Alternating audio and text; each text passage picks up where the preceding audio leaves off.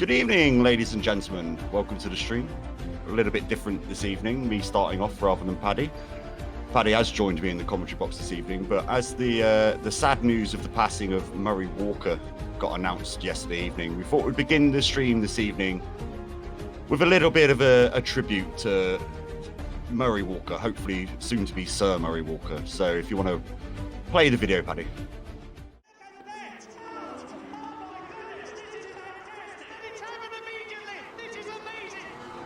To fans around the world, Murray Walker will always be remembered as the voice of Formula One. But he was so much more.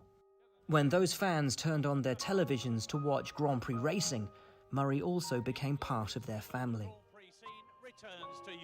This is round 14 of the 16-race World Championship and the end of the European season. He was right there, watching with them, guiding them through F1's twists and turns, delighting in its dramas, and larger-than-life F1's future superstars fell in love with the sport by listening to Murray on a Sunday afternoon. Murray's mission was simple. He wanted to share his passion for motorsport, and it didn't matter if it had 2 wheels or 4. Murray just wanted to talk about it.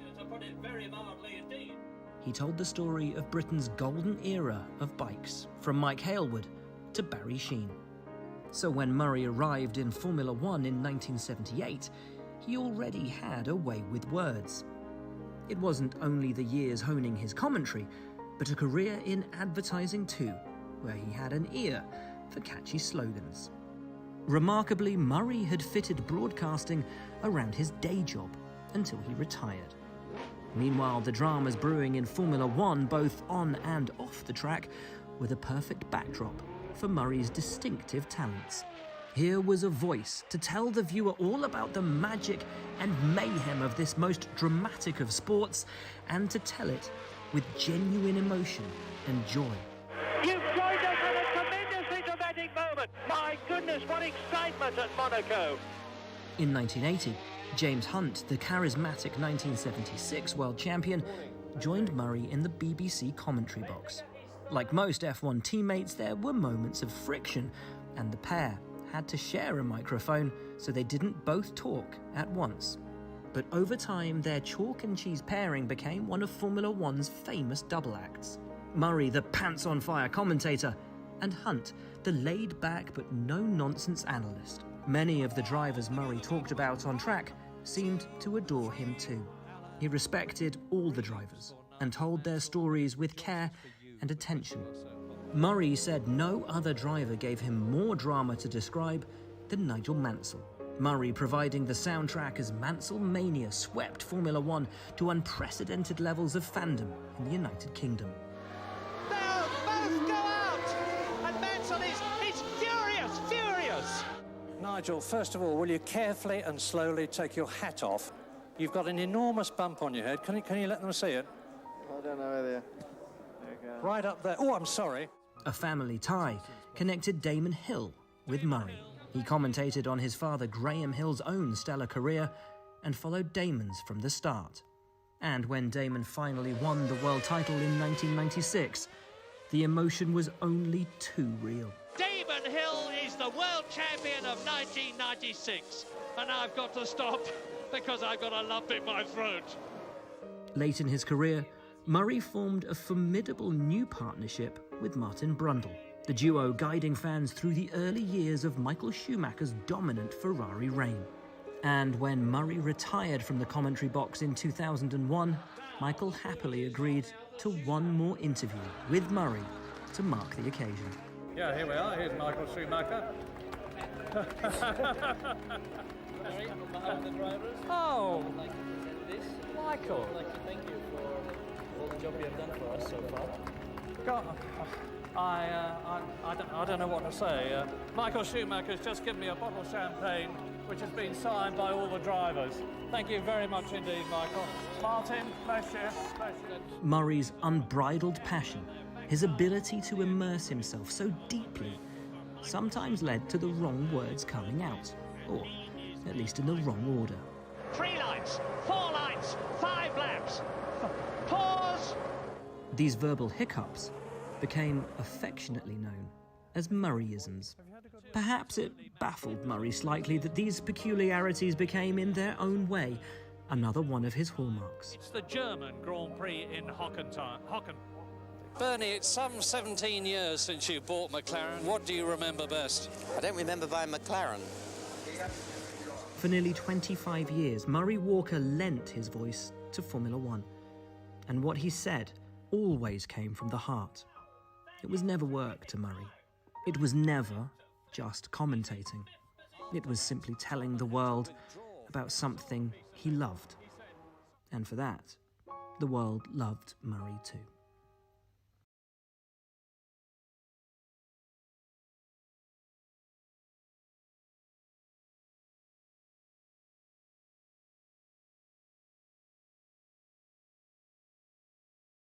So there we go, ladies and gentlemen, an absolute legend. So what we're going to do now is we're just going to hold a minute silence just to remember Murray Walker.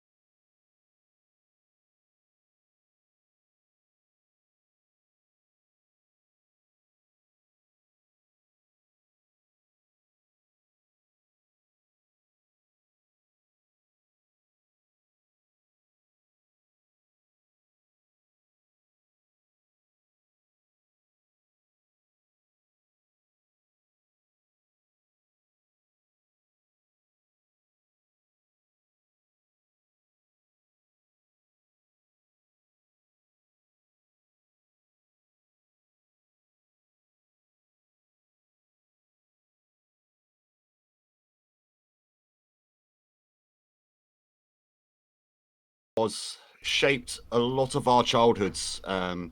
If you're too young to remember who Murray Walker was, go and look at some clips and some more homages to him, because he was an absolute legend of the Formula One sport. And yeah, Paddy, how are you feeling?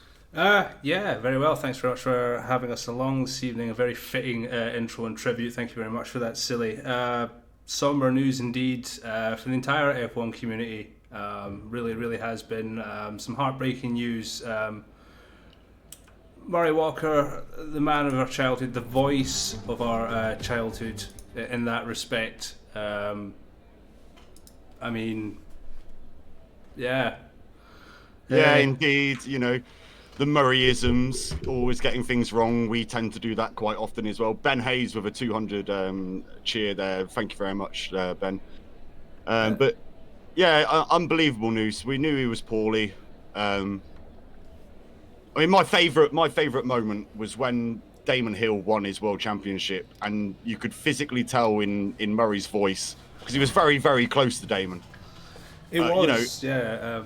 And he just choked up, and yeah, especially through his father as well. Murray had quite a relationship with Graham back in the day, in the 60s. So that was very much a thing. Yeah, it's not going to be the same. It wasn't just obviously Formula One, and for me, it was what should we call it? It was British touring cars. That was a very big thing for me in the 90s, hearing Murray's voice. I'm obviously going to a few live events as a kid for the British touring cars up at Knock Hill. Yeah, it's honestly, I wouldn't be doing this if it wasn't for Murray Walker right now. He's very much the motivation to what I do. Yeah, I believe he started commentating from, I think it was 1942. I think it was on motorbike races to begin with. 1949, I'll correct you on that. It was 1949 he kicked off. Oh, that's right, it. Yes. Yeah, and then the actual Grand Prix 1978 he started doing F1 full-time, yeah. Little known fact, Murray Walker was actually a tank commander in World War II. He was indeed, and then he used to race motorbikes like his father for a while and realised he wasn't great at it. And I think it was Brundle said earlier, of what Murray Walker said was if you're not great at something, then talk about it. Exactly, and I think he did a damn good job at that. Which is why we're sat here right now commentating on this Canadian Grand Prix, which the qualifying is currently in the wet, and the Panda has just informed us that it's going to be a wet finish to the race. Ooh, so it's going to be a tasty one. What race was it that we had that was like this, that screwed the strategy up? Was China. China was like this. I think you're correct there, yeah. So yeah, D1 mixing it all up again. We do have a full grid this evening. We have a couple of little stand-ins. We've got AJ filling in for Stadium in the Williams. Harris is in for Burt, actually. I think it is in the Renault this evening. Apart from that, I think everybody else is normal. Oh no, Mr. Brown's in as well for the other Racing Point. We've also got Stig back again this week, and after the last race, the team principal of the McLaren decided to bench himself and put the Stig in because he was so astronomically quick. Yeah, sadly, you have to bear with me. I'm going to have to reload the game. My game crashed. Oh, we had a little bit of a crash. Never mind on that one. We're still going at our end. It does look absolutely atrocious on track at the moment. This is going to be a fantastic race. Canada in the wet has always been one that, it throws a surprise or two out there. Capraz doing a 124.2, but then Venom with a 121.4, Stick with a 121 almost dead. So we've already got the fast laps in and out. Yeah, I'm interested to know if the session's going to dry up. We've got 14 minutes left in this session. Looking at those clouds, I don't think we're going to have any clear. I think it's going to be a complete wet session, fastest on the intermediates. Probably best to get out early in this session, to be honest. No, if it stays like this, the line's just going to keep getting drier and drier, so the time should keep going faster and faster as we run this session down. It's all about whether you're going to stick a load of fuel in and just keep pumping them laps in or come in multiple times. That's a very fair point, as we see Nexus with a 120.9 to go top of the leaderboard over Stig. They might continue their battle from last week. Big Hayes up at the fourth with a 121.441. Looking pretty tight. That would be Little Hayes. That's Little Hayes. It's Little Hayes. Sorry about that. Big Hayes is still on his outlap at the moment. Is Octopus with a 120.8. He's back in the rhythm after last week's comeback drive. On board with Big Hayes right now. Mr. Brown, one of the substitutes in for today with a 121.2. He's notoriously fast. We do have a Big Hayes is struggling somewhat. Red sectors all throughout.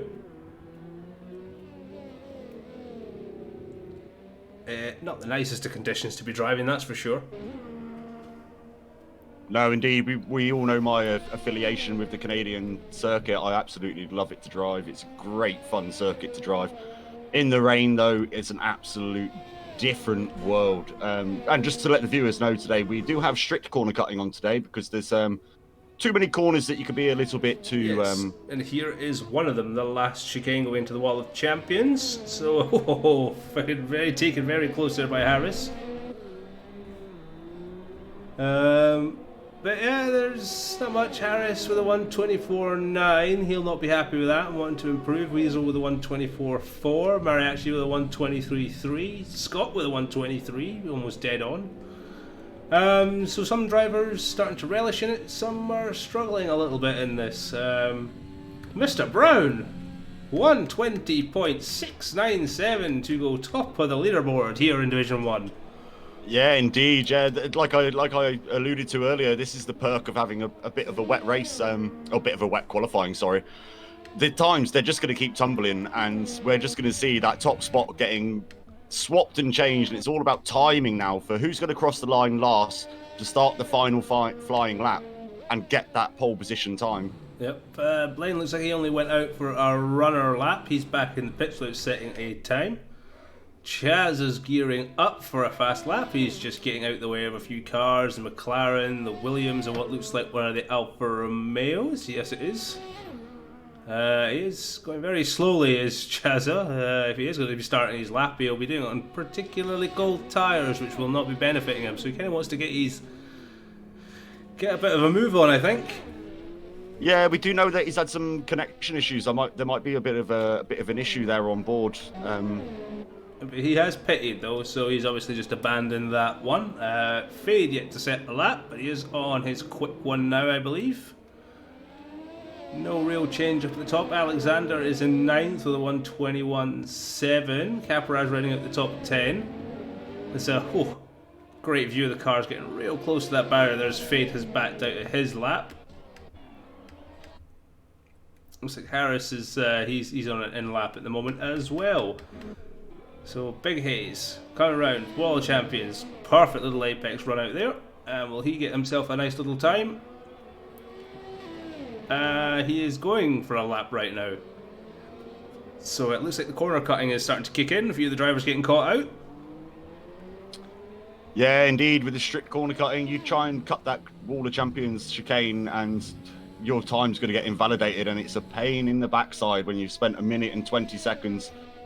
Octopus with a 1:19.455. Oh, these boys are going to be heating it up. Stig's back out on a lap as well. It's like Nexus is kind of running a little bit longer. Blaine's back out. Simpans is out on track right now. Let's see where he ends up. A bit slower. We do have the little graphical glitch at the bottom. Venom definitely has not set the fastest time, or the 1:21.4, as Simpans gets out of the way, so he's looking to obviously do his outlap. Well, she looks like he's on a run at the moment. Let's see where he ends up. Yet to set a time, as a few drivers have. There are 5 drivers without time at the moment.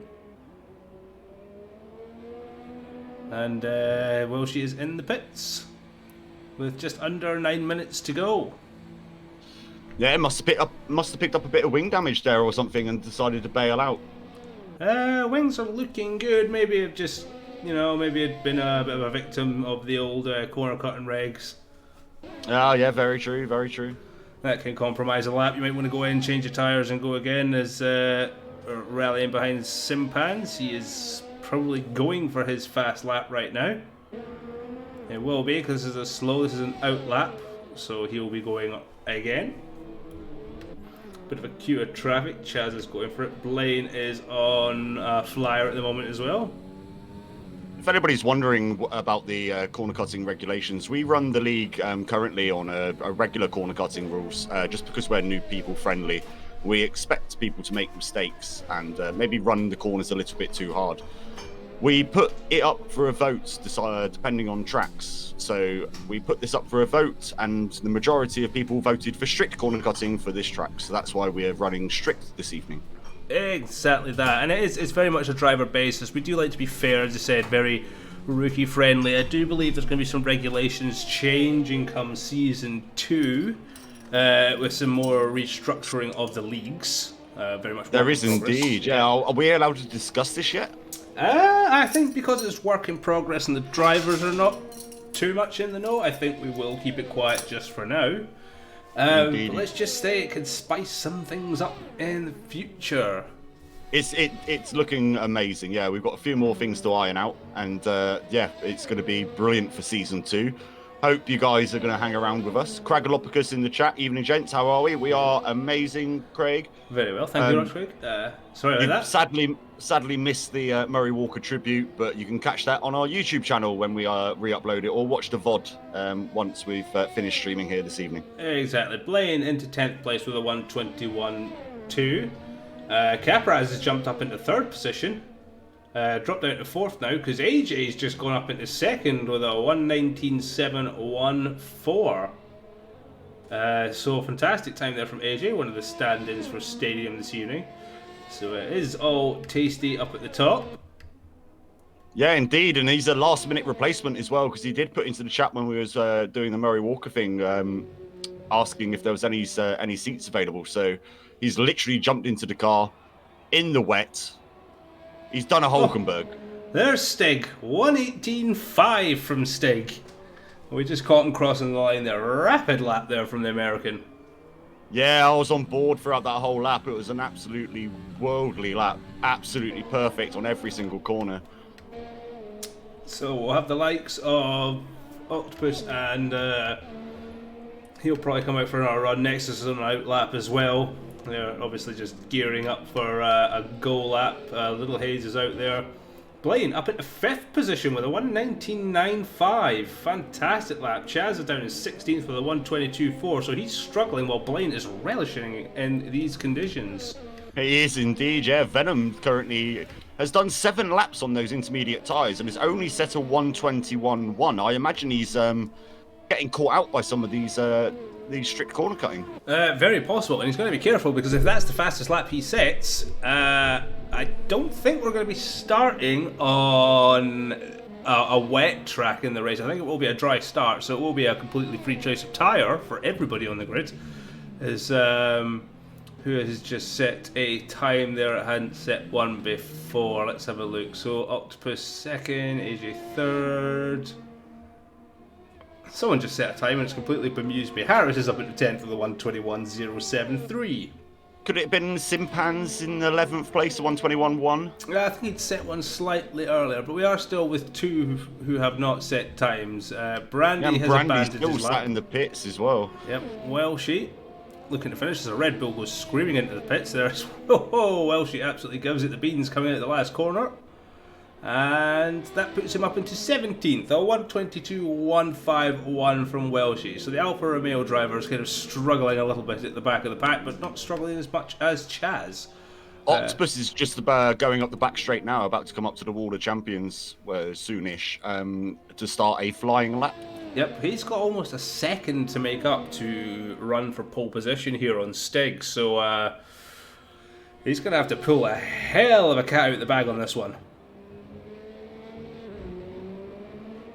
Yep, no worries, Craig, mate. Nice to see you anyway. Hope you're doing well. Nexus squeezes up into 2nd with a 1:19.344. So it's all tight. Stig, Nexus, Octopus, Little Hayes up to 4th with a 1:19.5 as Octopus is absolutely kicking the back end of that Haas out at the moment. Yeah, I was just about to call that as well. I just seen him pop up there on 5-lap-old intermediate tyres. Yeah, the track is just gripping in and getting faster and faster, and Octopus half a second faster than the pole position at the moment. Well, half a second up on his time through sector 1, so it's just the deltas are against themselves, not against the current pole position runner. Oh, my apologies. Yeah, it's a strange system, this. We have the Ledge Hayes in the chat. Hello, Daddy Hayes. He says he loves this track. Folks, remember Jensen's great race here. Come on, the Hazies. That's very true. How many pit stops was it again? Was it 6 pit stops Jensen did and still won the race? Was that when he had to come in together with Lewis Hamilton as well? Was it? Was indeed, yeah, on the start-finish straight, yeah. Yeah. How long ago that was? 2010, 2011? It was a long time ago now. It was a long time ago. Octopus rounds the last corner, coming up to the line. Does he make an improvement? It does look like an improvement, but it's not enough. A 1:18.8 up into 2nd position. 2 minutes left to go. Everyone's going to have to be going for their fast laps now, and there's quite a few folks on track as Nexus is going for another run. He's on 2-lap-old inters. Yeah, currently we've got Stig sat in the pits. He's going to have to look at coming out very sharpish. AJ has just literally exited the pit lane now. Capraz is still in the pits. And Chaz is still in the pits. So everybody else is either out on track or out on an out lap.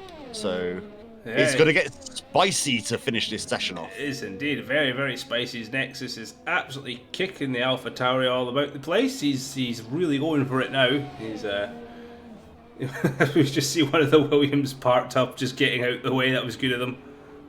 Oh no, it was the other Alpha Tauri actually. That was El Mariachi who has parked up and is letting everyone pass, and he has, I think, retired to the pits to end his session. Octopus, coming out of Sector 2, was 2 tenths faster than his previous times. He's coming up the back straight now, up towards the Wall of Champions. Oh, so he does need to find another 1/10 of a second in that last part of the track to challenge for pole position. Nexus does not really improve that much, but he does drop into the 1:18s. Octopus does only, it's a 1:18.2, but it looks like he got a corner cutting warning there, so the time is not valid.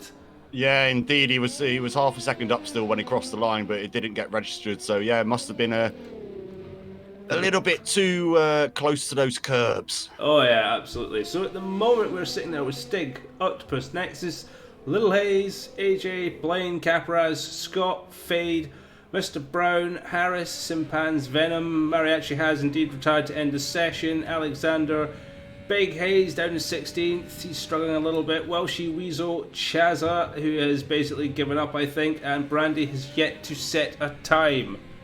Oh, and he has set a time, 1:21.5, puts him up into 17th position, so Chaza looks like he'll be starting at the back of the grid in the Mercedes, while his teammate Blaine will be up in 7th. Not a great session for Chaz.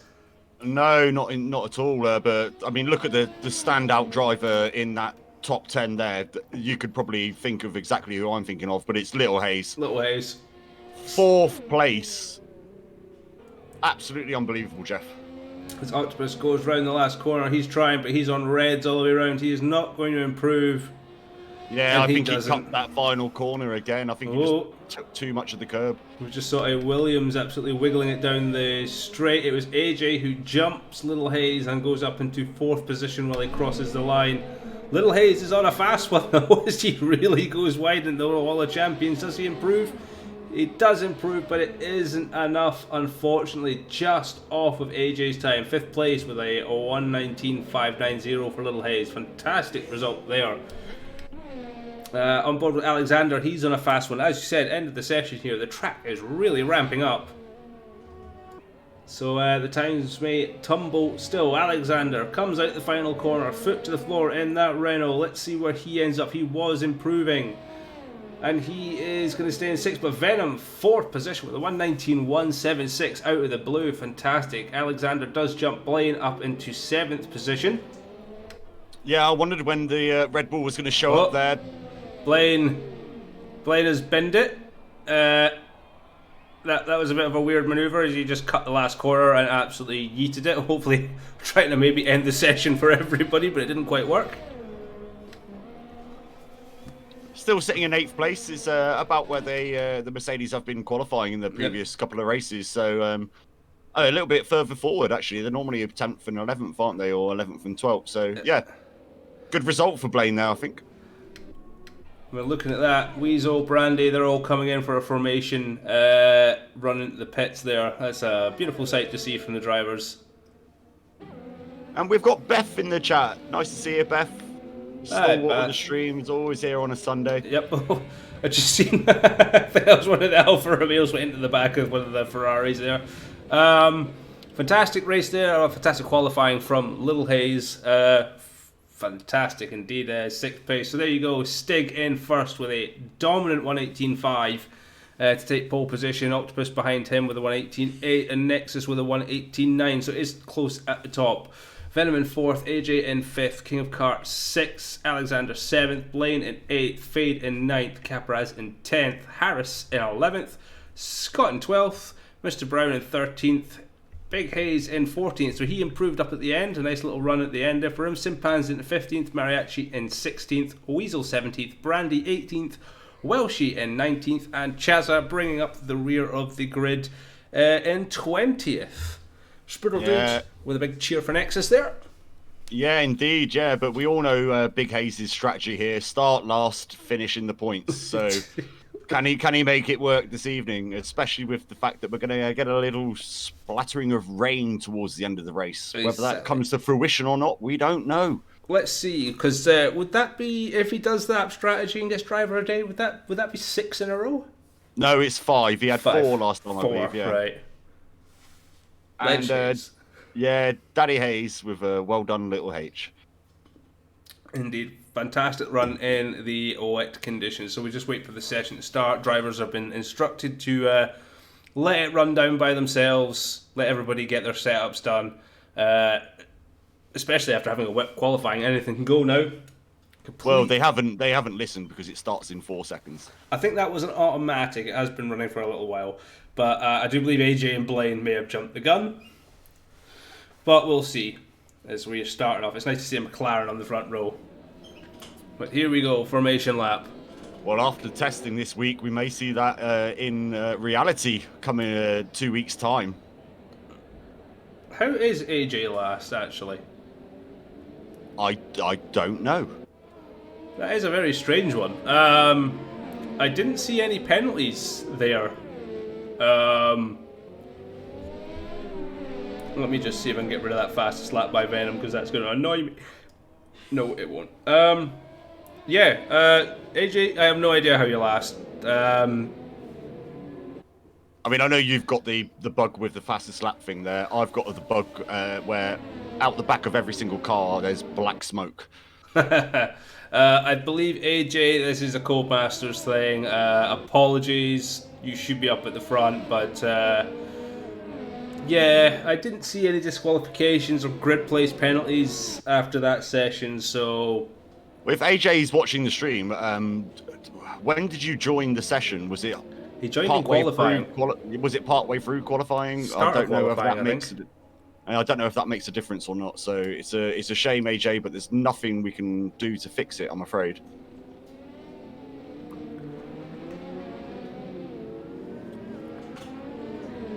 So here we go. Ah, this is beautiful. The drivers are coming in for the tribute to Murray Walker, 2x2, coming down. Stig's kind of out of position, but we look back at the others. It's a beautiful sight, that is. It is. It's an absolutely unbelievable sight, yeah. Up until the game takes over at that point and ruins it with ghosting, but there we go. So it's going to be 35 laps here at Canada.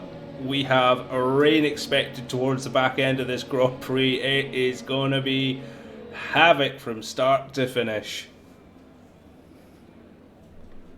I cannot wait. Exactly. We do have one last tribute before we get going today.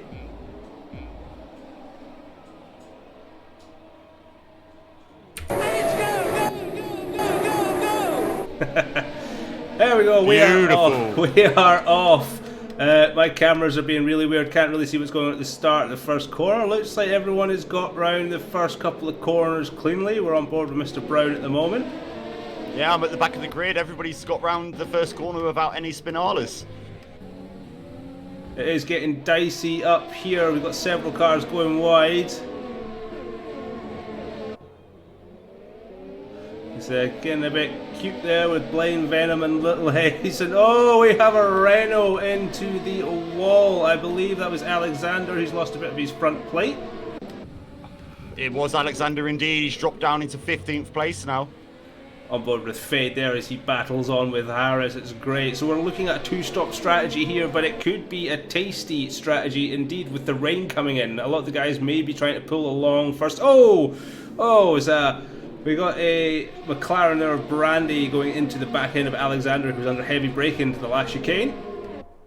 So I'll give you a little rundown of the tyres here quickly. Stig has started on the mediums. Then we've got Nexus, Octopus, Venom, King of Kart, Blaine, Brown. Octopus is in the pits.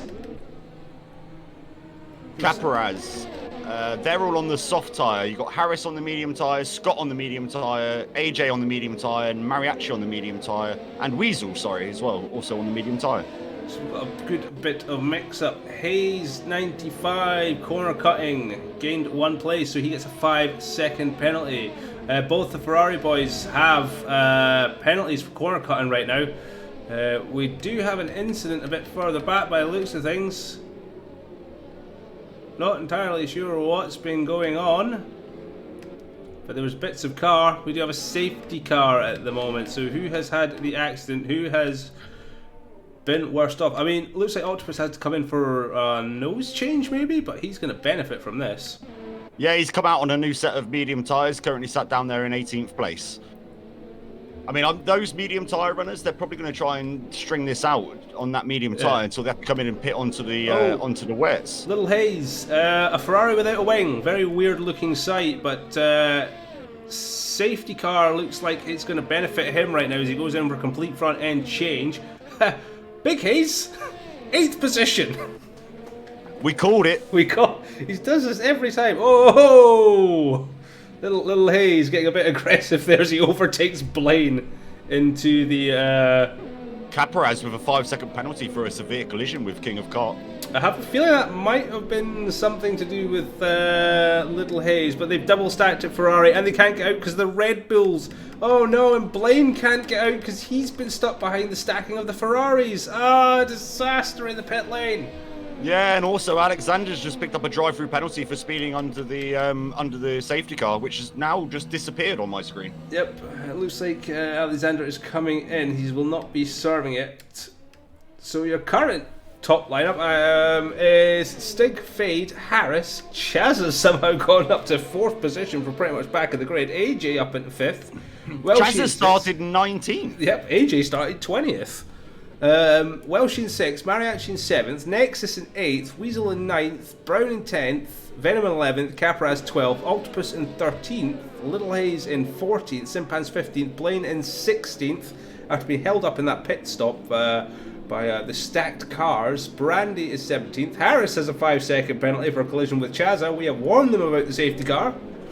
We have indeed, and Alexander's come out of the pit lane there, and he's still got his drive-through penalty. He needs to remember... Well, it looks like you can't serve your drive-through penalty under the safety car. You're not allowed to. So looks like Chaza might have to pit because he's got front wing damage from that collision. Is he going to come in? He is indeed. Chaza is coming in to replace the front nose. That's going to pee him off slightly. Yeah, I imagine we're going to have a very fruitful conversation with Chaza after the stream this evening, because that's going to put him right down at the back of the grid through no fault of his own. Yeah, it looks like another one of those safety car ones. Everyone got bunched up, a little bump and grind, and Chaza and Harris have got 5-second penalties for the instance. They've been warned multiple times about the safety car, so they should know the process by now. I mean, everybody in D2 and Formula 2 seems to be doing fine with it. They are indeed. A little bit of information for you here, Paddy. Nexus, currently running in 7th place, has pitted and put on a set of the hard tyres. Ooh, along with Caparaz, Simpans, Brandy. They're the 3 drivers currently on the field. There's one more. No, 4. Yeah, there's 4 drivers on the hard tyre. So they could be the most advantageous to keep going until this wet point in the race and then dive in at the right moment without having to sacrifice a second stop. And we know how fast Nexus is on those hard tyres. Yeah, indeed, and how long Nexus can draw these tyres out. I mean, it'll be very interesting to see if he can do it. I mean, another interesting note, Fade there sat in 2nd place on the soft tyre, whereas Stig is on the medium tyre. So this safety car restart, the lap afterwards, going up this straight that they're currently going up, is going to be very, very tasty. Oh, and the safety car is in this lap. Yeah, they're going to have to start getting a little bit more bunched up, but still leaving that kind of half-car gap, because we know what the safety car is like. Stig is being smart. He's backing the pack up. Very smart from Stig. Let's hope everyone else behind him has opened their eyes up. Stig is waiting. Stig is waiting. Stig is waiting. He's building a wall. You know what I mean? He's going to wait until he's came out this apex and he's going to gun it. But I tell you what, Fade is not a daft driver. He still hasn't gone. He still hasn't gone yet. He doesn't have to. Oh, dearie me. What's going on? What is going on at the back of the grid there? Weasel's around. Venom's around. Venom's out of the session. Venom's out of the session. Octopus has had a massive collision. What happened there? I did see in the background a car pointing sideways on the track in the midfield there, reminiscent of the crash in real Formula 1 last season. Yeah, it was very much that. I mean, Stig had every right to hold that into the line. Everyone behind just, they concertinaed a bit too close, and we've lost Venom because of it. Oh, and Mr. Brown's lost his front wing. Yeah, I was just on board with Brown then as well. He just dinked the wall and the front wing went absolutely flying off. So some of these fast drivers getting into multiple instances of trouble here. Octopus has lost both end plates to his wing. Weasel looks like he's got damage as well. So Can we just take a moment? Welshie's in 5th place. I was just about to say that. Welshie's up in 5th, Harrison 4th, AJ in 3rd. You know, complete reverse roll of the grid. It's mental as We got Little Hayes in the pits at the moment. He's coming in for his penalty, I believe it is. Big Hayes is still out there travelling in 9th. Blaine is in 8th. He's on a bit of a comeback drive as he's tussling and argy-bargying with Nexus there. Oof, almost loses the back end coming around the third corner actually.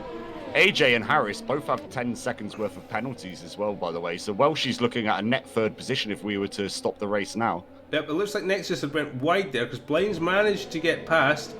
Blaine's got a 3-second penalty for corner cutting.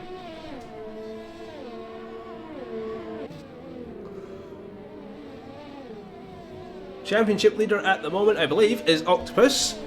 But that may change soon. Venom's asking what happened in the front. Well, the thing is, people in the back weren't paying attention, Venom. Stig had every right to hold the pack up until the start-finish straight. They have every right under the safety car. This is very much a Magello incident from last season. It is indeed. Stig was the safety car. Nobody can go until he goes, and some people in the midfield decided to go a little bit too soon. Sadly, we didn't catch all of it on stream, but I imagine some of the people involved there do record their races, so I imagine we'll see some of it in the incident report section later. Yeah, it was quite a messy one, wasn't it? 7 laps in. But again, not the Stig's fault, because he's fully within his rights to hold the cars as long as he deems fit. Yep. The Ferrari boys are picking up their penalties, something ridiculous. They're not enjoying the strict corner cutting here. Yeah, Big Hayes currently sat on 8 seconds and Little Hayes on 6. Well, they're racing hard. Little Hayes is racing hard. He's in 9th and he is hammering on the door of Nexus right now, who has not yet switched on those medium tyres. Blaine has got ahead of El Mariachi and is up into 6th position and is slowly chasing down on Welshie, who's keeping Harris honest. And Harris is not a slow driver either. Yeah, I'm just watching now. Nexus is side by side with El Mariachi going up the back straight here. Should have it done. He's on the inside line. We'll just see teammates to teammates. Is El Mariachi going to let his teammate pass Nexus? Is going right out the side. There we go. Spot made. And that kind of leaves El Mariachi a bit of a opening for Big Hayes. As we see there, he gets past him. Venom saying that he is very, very upset at the moment. Very understandable. But that's the safety car. P1 has control, so there's not much else. Little Hayes gets another 3-second penalty, but in the doing so, gets himself the fastest lap. Yeah, sadly sat in 14th position, so that won't count as a point. Yep. Unless he can get himself up there. But again, we know it's going to be wet towards the end of this race. We know the rain clouds are going to come in.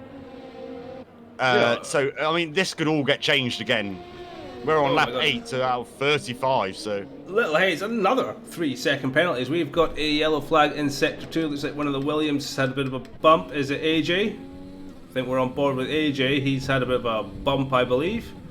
Let's hope the camera can pan around. Fantastic view from the back of the car. That's beautiful. But what we'd like to see is the front of the car. Yeah, it's always nice, this camera angle, but when there's nobody behind, it's pretty pointless. You'd hope the game would pick that up.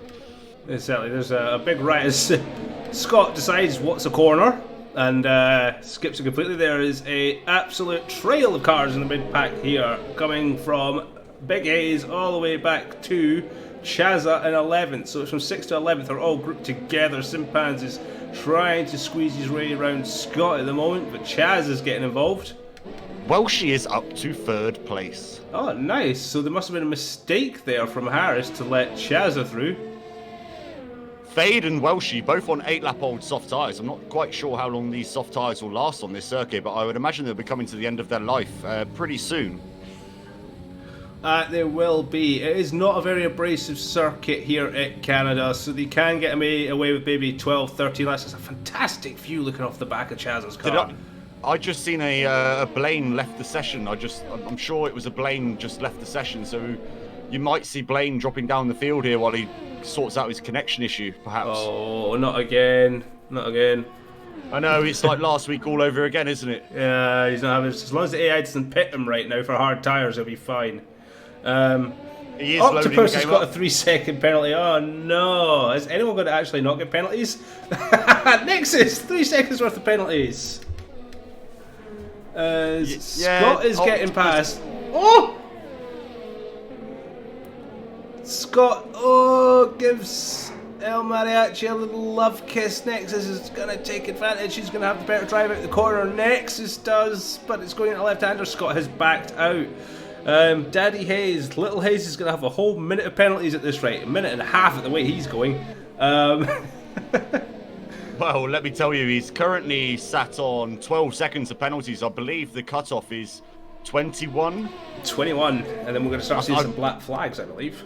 Yeah, I believe he'll get disqualified after he gains 21 seconds worth of penalties.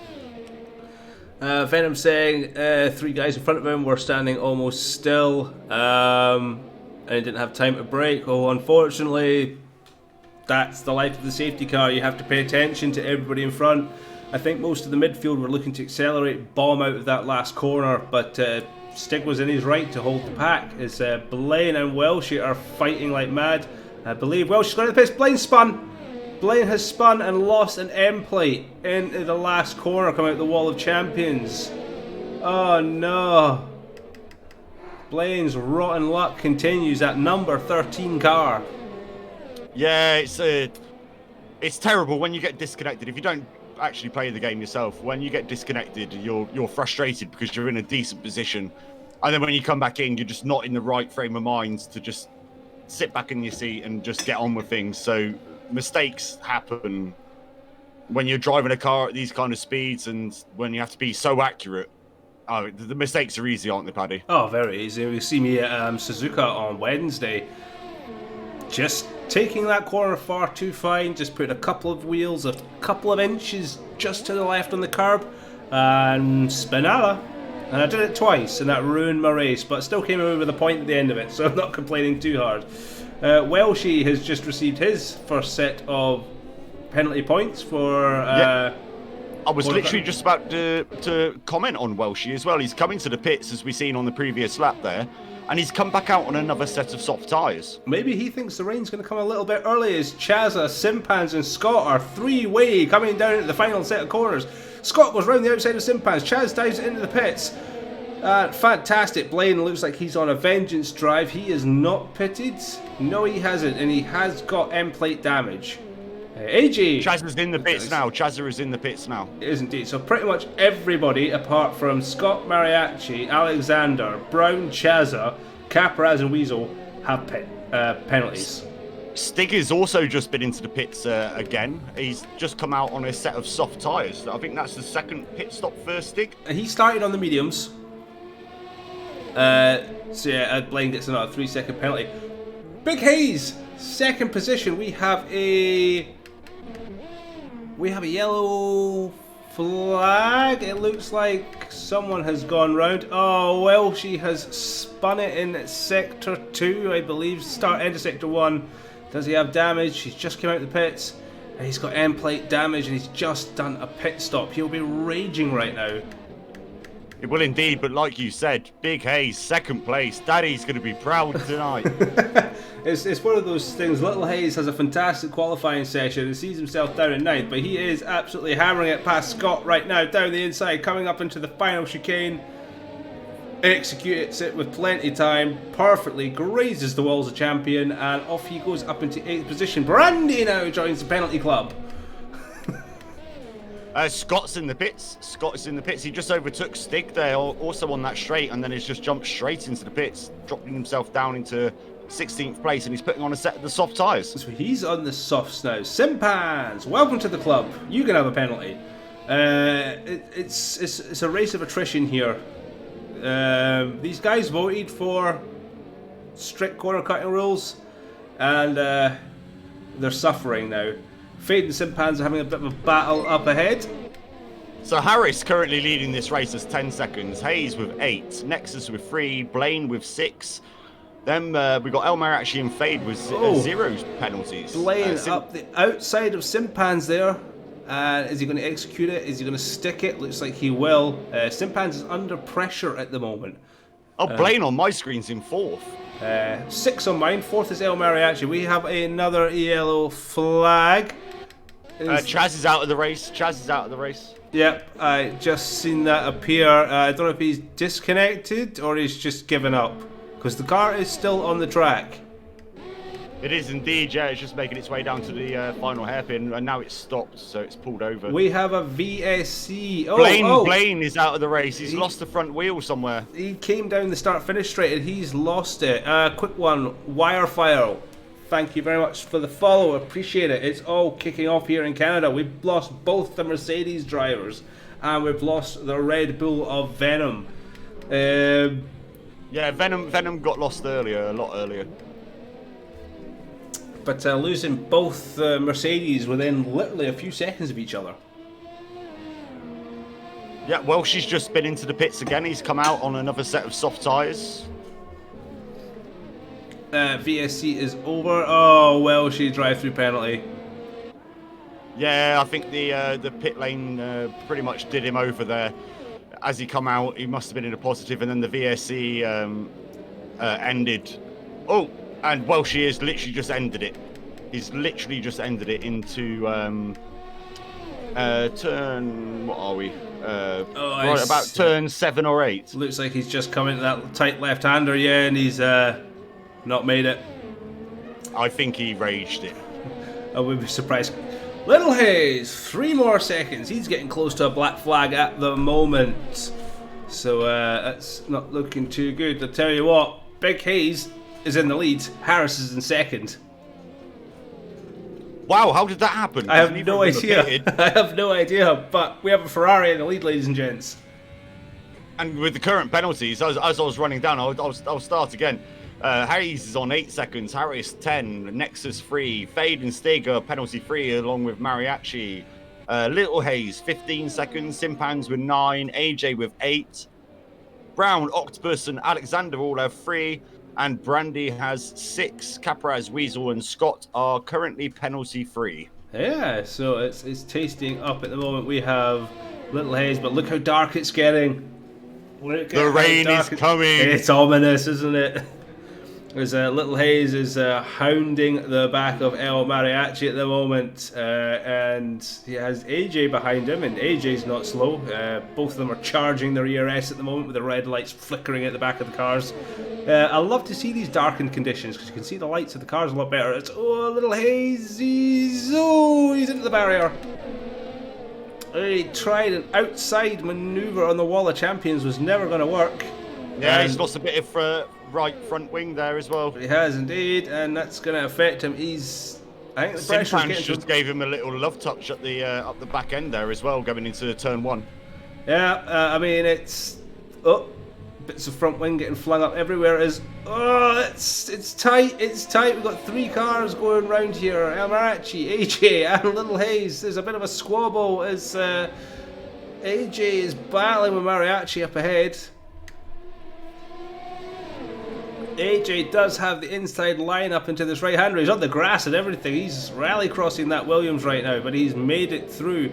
And Little Hayes looks like he's taking the opportunity to get past Mariachi. Mr. Brown's gone past. Mariachi just dinked the wall there, and we're going to come up to this back straight with the DRS and everything. We're going to have like 4 or 5 cars wide here. Yep, and yeah, it's right. AJ's made a bit of a gap here. Mariachi has some wing damage.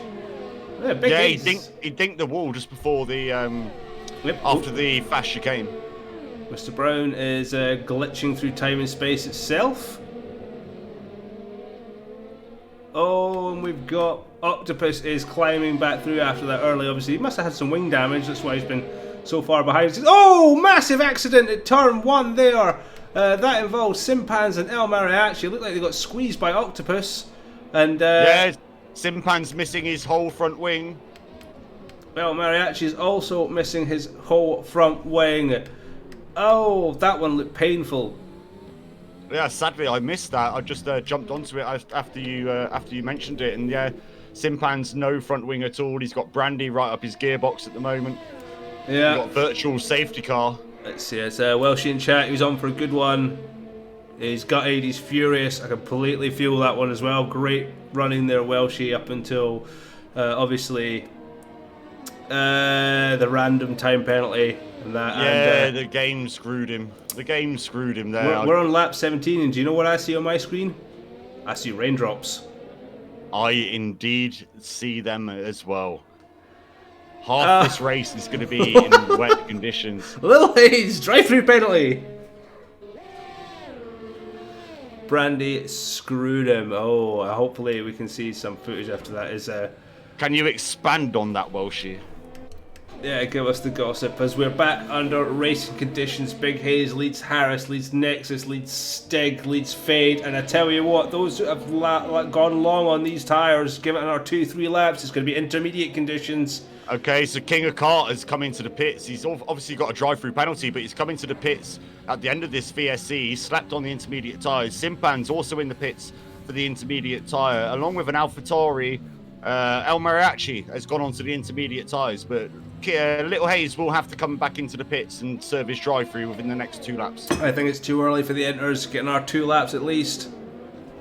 Yeah, Daddy Hayes with the come on, Big Hayes. I'll tell you what, he's on a good strategy. He's on a very good set of mediums right now. He's keeping distance to Harris. If he can just stay out for another 2-3 laps, just wait for the track conditions to change, wait for that crossover point, bang on those intermediates, he could come in strong for a podium position here. What he needs to hope for is that when he's going up that back straight, DRS gets disabled. That's the perfect time then to jump onto the intermediate tyres. If he's just gone into turn 1 and that comes out, then he's going to lose a chunk of time. But these people that are putting on the intermediate tyres now, they're going to burn them out currently in how the track is currently. So Stig's had an accident.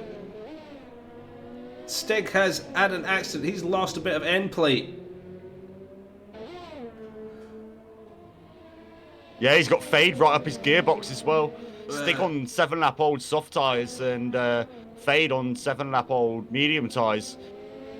I think Stig is struggling for grip out there. We're almost getting to that crossover point. Welshie is saying Brandy was on the hards in front of him. Welshie was on the fresh sops. Brandy was holding him up to basically get his teammate to pass him, who then yeeted Welshie into the barrier.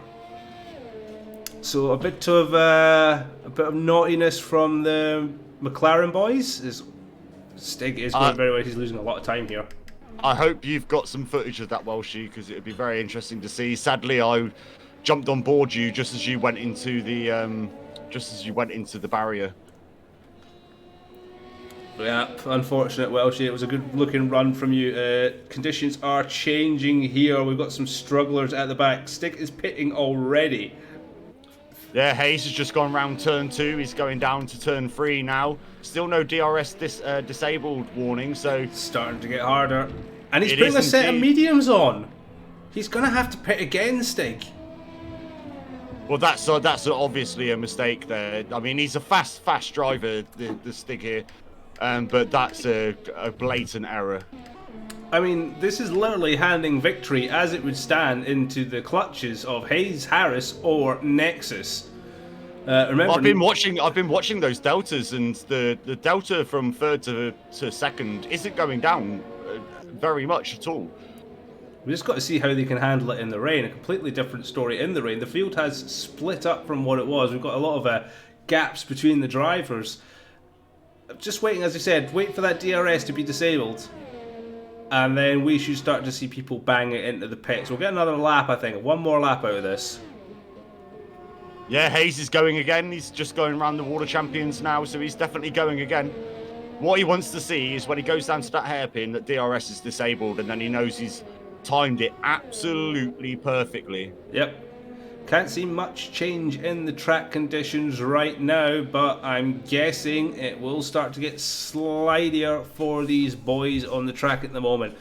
Beautiful. Well, the top 3, 18 laps on the medium tyres, 20 laps on the medium tyres, and 18 laps on the hard tyres. So the front 2 here, Harris and Hayes, those tyres are going to be hurting, and they're going to be wanting to change ASAP, but they've just got to time it perfectly. Yep, and I think they have. That was a perfect run on that strategy.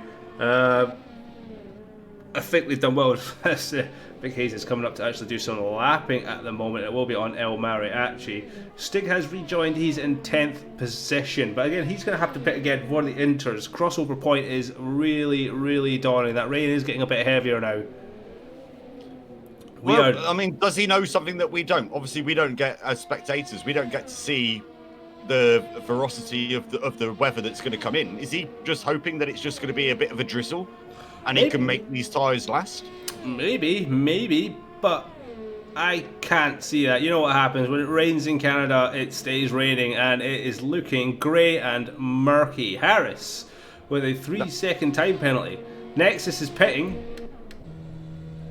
What is Nexus? Yeah, that puts Harris up to 13 seconds worth of penalties now. Nexus is on to the intermediates.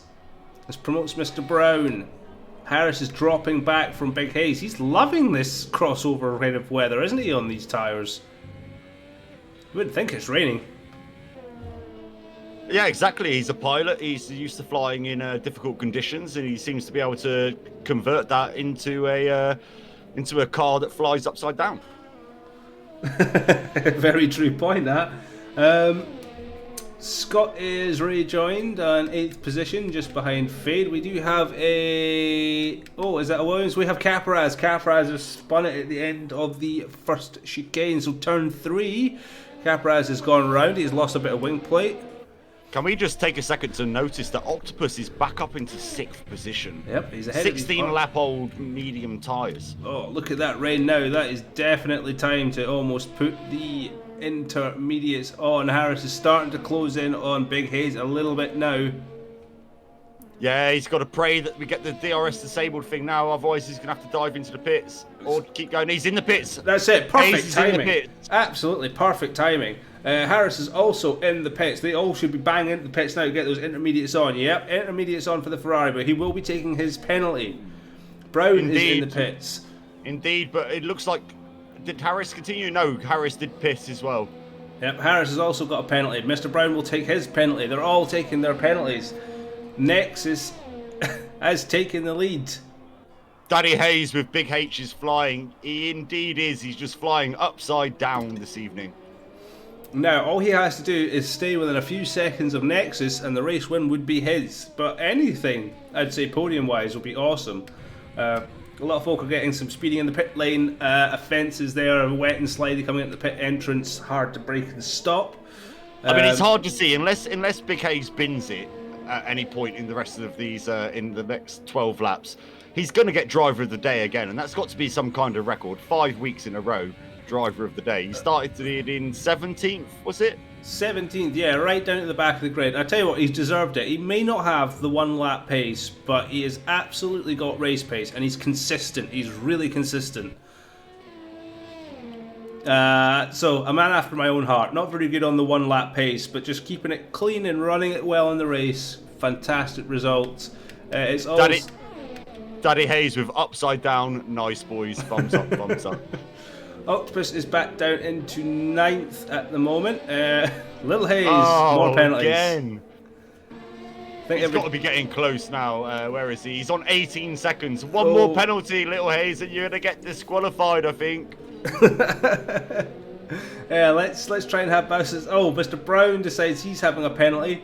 It's like that Oprah Winfrey meme, you know what I mean? Penalties for everybody. You can have a penalty. You can have a penalty. Blandy can have a penalty.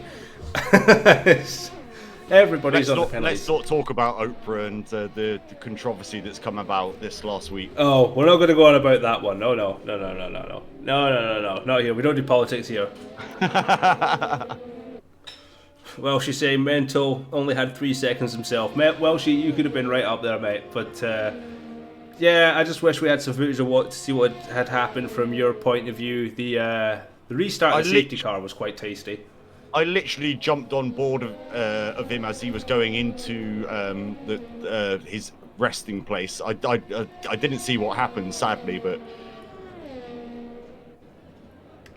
I see Big Hayes has picked up a penalty already, though. No, that's the previous penalty, I believe. But let me just double check. He just served that in the pits, I believe. No, he had 8 seconds, so he's still got 3 remaining. Nice. For corner cutting. Nexus is on 3, isn't he?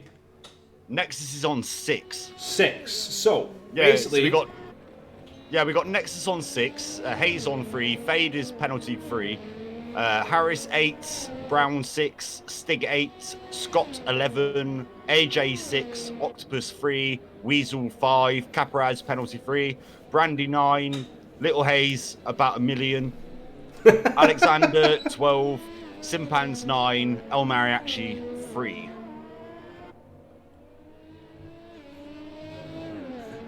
Welsh admitting that at the end of it, he absolutely yeeted himself. We have a Williams. It looked like it was just a wide instance there from one of the Williams. It must have been AJ going a bit wide at the wall of champions. He's missing his end plate, so that'll be a yes there then.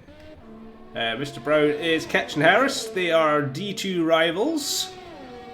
No love lost between them two. So it's going to be interesting. We have a... Oh dear. AJ has planted it into turn 7, I believe it is. Just counting up there. No, it's not even down there. That's 1, 2, 3, 4. Turn 4. He's absolutely yeeted it into the wall, but he's got himself driving. He's going to have to come in for a wing change. Octopus with 3 seconds. Yeah, I'm just watching the deltas here between Nexus and Hayes. Hayes is keeping him honest. He's keeping him at 5.8, and that's enough. Oh no, it's not because of the 3 seconds. He needs to get closer, but he's still definitely going to finish in second place here. Well, no, because Fade is only 1.5 seconds behind, and Fade is penaltyless. So at the moment, yeah, my apologies. Yeah. I had the gap on the wrong setting. Yeah. Oh, a lovely overhead shot of Mr. Brown chasing the back of Harris. Mr. Brown obviously suiting these conditions here, standing in for Edic this afternoon. Yeah, great view. That's a lovely shot. I love the aerial views on this game. Beautiful looking. Daddy Hayes with 1 million crying emoji. Yeah. Sorry, Daddy Hayes. Little Hayes is having a bit of a rough one today. Sat down there and now 11th place because AJ is pitted for his new front wing. Well, after all his penalties, I think he will maybe be 16th. But we'll see. We'll see how he runs at the end of this. One more penalty to go, basically. I have noticed Nexus is stretching a little lead right now against Big Hayes, unless Big Hayes had a little bit of a wiggle because Fade's starting to close the gap, but they are extending it over Harris, so it's a bit topsy-turvy at the front. Yeah, it is indeed, and like you said earlier about being consistent and just pumping in those laps.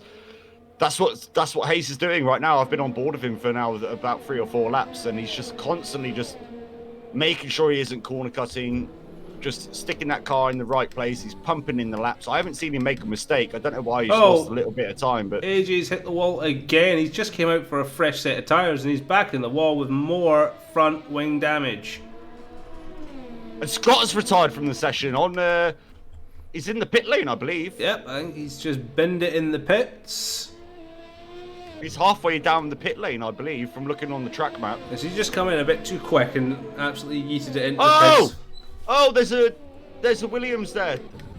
And it was indeed. That was AJ again spinning it out of control. Yeah, I just seen that. I was riding on board with Hayes. I just seen him spinning in the background. He's not having the best of luck now. His AJs are literally. He jumped in at the last possible second to take over the stadium. He's not enjoying these wet conditions in the slightest. I mean, how many mistakes is that since it started raining? Yeah, it's 4, 3 or 4, and yeah, he's doing so well in the dry conditions, and he's just as you said, the wet's catching him off. Fade is hammering up the back of Big Hayes now. Big Hayes is struggling. AJ. Yeah, I was about to call that. But sadly my game has crashed as well, so you'll have to bear with me while I reload. It's all right. So we're just gonna be on board with Big Hayes right now. He's taking it very cautiously. He knows just over these 8 laps, he just needs to hold it. He's not gonna get a race victory. He probably won't get second at this rate, but as long as he can just keep it smart. We're looking at the deltas on the stream here currently. With his time penalties, he wouldn't finish on the podium because Brown is right up the gearbox of Fade as well. Brown is on a charge right now. He loves these wet conditions by the looks of things. It looks like AJ has also just brought it into the pits for retirement. So we are down to 14 runners. Yeah, five 5 people have DNF'd so far, and how many laps have we got to go here? Still 8. 8 laps to go. Yep, including the one that they're on. They are on 8. Alexander with another 3-second penalty. Little Hayes is in the pits. He's obviously just doing a bit of a change, getting some penalties scrubbed off so he can cut a couple of more corners. Daddy Hayes is going to be so proud. I like the strategy. Come in, pit, take off some penalties, go get some more. As long as he stays under 21 seconds of penalties, he'll be fine. Mr. Brown is within a tenth of a second. He is right up the backside of Fade. He switches to the inside, coming into turn 1, and he takes it with ease. Absolute ease. Mr. Brown's relishing in these conditions. He's going to be on for a fantastic finish at this rate as he closes in on the back of Big Hayes. Yeah, let's hope there's no contact between the two of them. Let's hope they can keep this nice and clean. I think Hayes is just going to go for driver of the day here and end up probably in 4th position unless Fade can get a real march on. Well, again, penalties. Harris, sorry. Yeah, but I say penalties included. Fade's still in a very good position to get to 2nd. Nexus is running off on this one. Unfortunately, he's not getting any stream time. But Fade is the only driver on the grid right now who has not picked up a time penalty.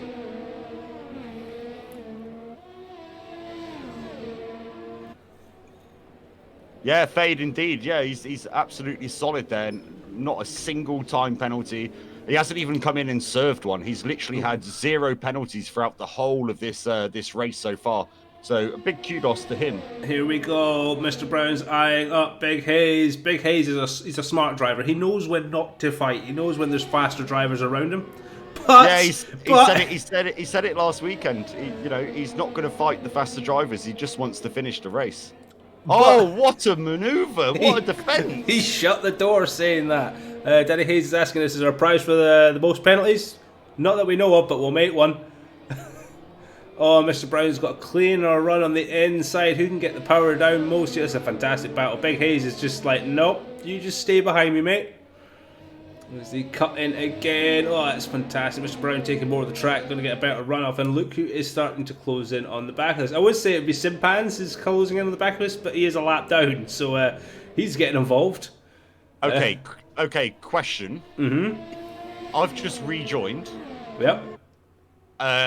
Okay, it's fixed itself.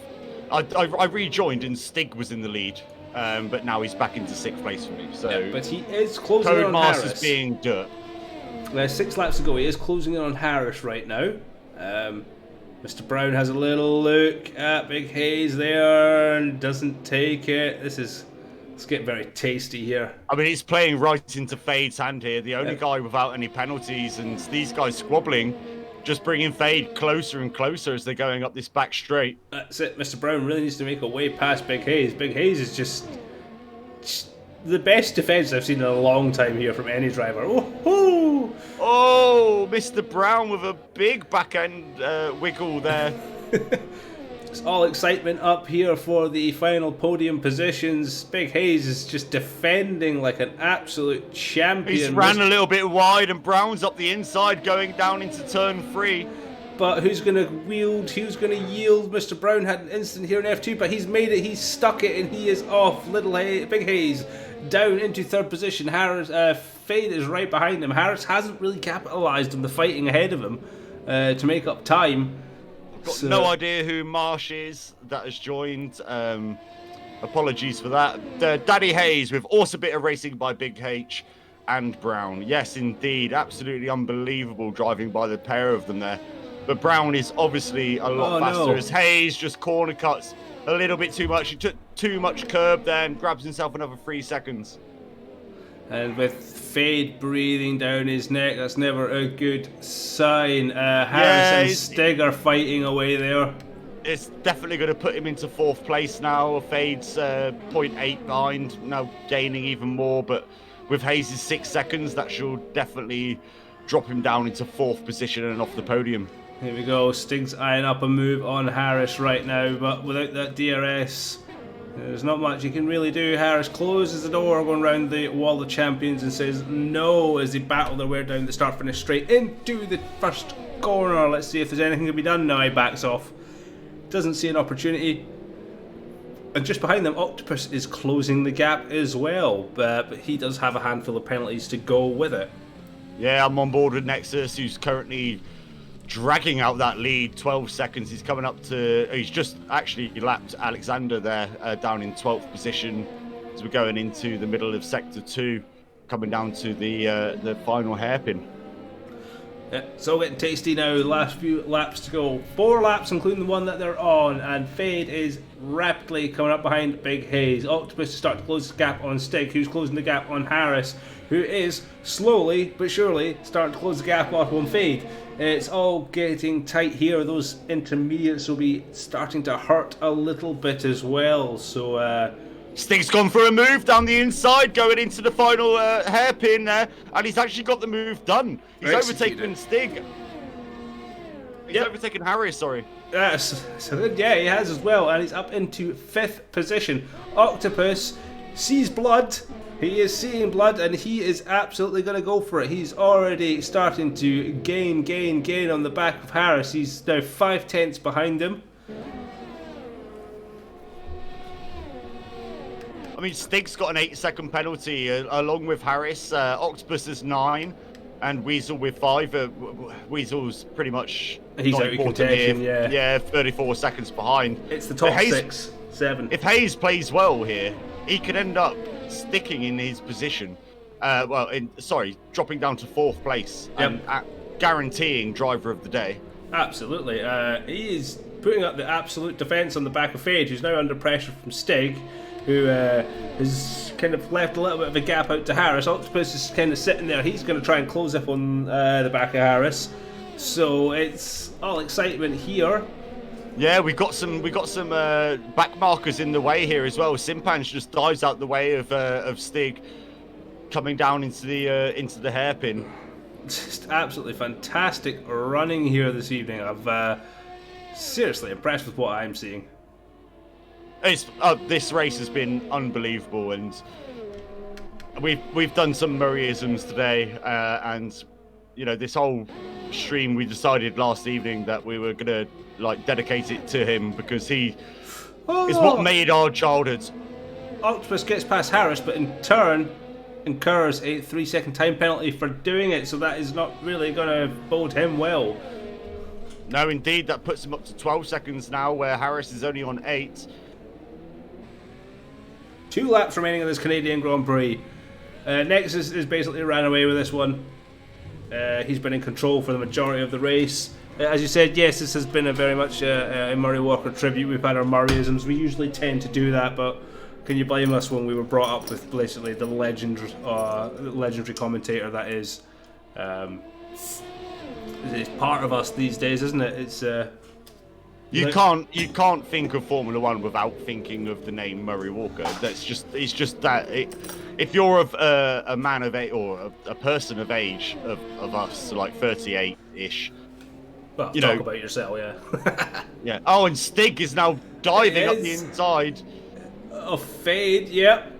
I think he's got the move done. He has got the move done, and he's right on the gearbox of Big Haze here. Yep, as we're about to jump onto the final lap. Nexus has started the final lap. Mr. Brown is 12 seconds behind, but he's consistent, and he looks like he'll be on for a second place finish. Big Haze, currently in 3rd, holding his own, minus the penalties. This will be a fantastic race result for him. Stig is just trying to claw back positions right now, but he has a lot of penalties. Fade doesn't need to worry. As the penalties stand, Fade will finish 3rd, Hayes will finish 4th, and Stig will finish 5th. There you go. So all Big Haze needs to do is just keep his race head on, not fight, not pick up any more penalties, and this is his. Yeah, and just to add to that, he probably can defend a little bit because nothing's going to happen. Oh, and he is. Stig nearly goes up to the gearbox of Big Haze there, but yeah, Big Haze can afford to just fight here a little bit because they're not going to gain any further positions forward.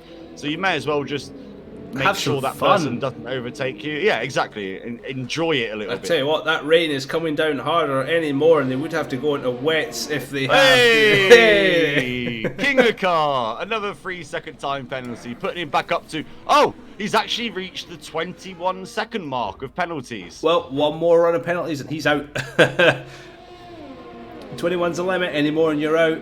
And that is it. Nexus is our race winner. Mr. Brown will come home in second position. Very well earned race from the both of them. And here we go to cross the line. Hayes will take third on track, but overall I'm sure it will be fourth. Fade will take third. Fourth for Big Hayes. Fantastic result. Fifth for Stig. Sixth for Harris. Seventh for Octopus. Then we're just going to have to wait for Weasel, Caparaz, Little Hayes. God knows where he's going to finish. He might finish around about 12th or 13th, we'll have to say.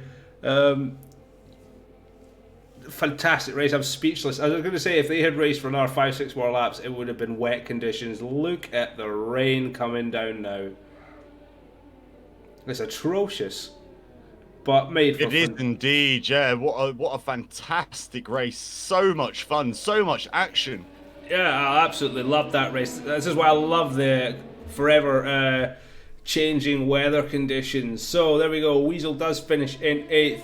Little Hayes in 10th after Caparaz in 9th. Brandy is in 11th. I think they're still on track though. Alexander 12th. Simpan's 13th. Mariachi in 14th.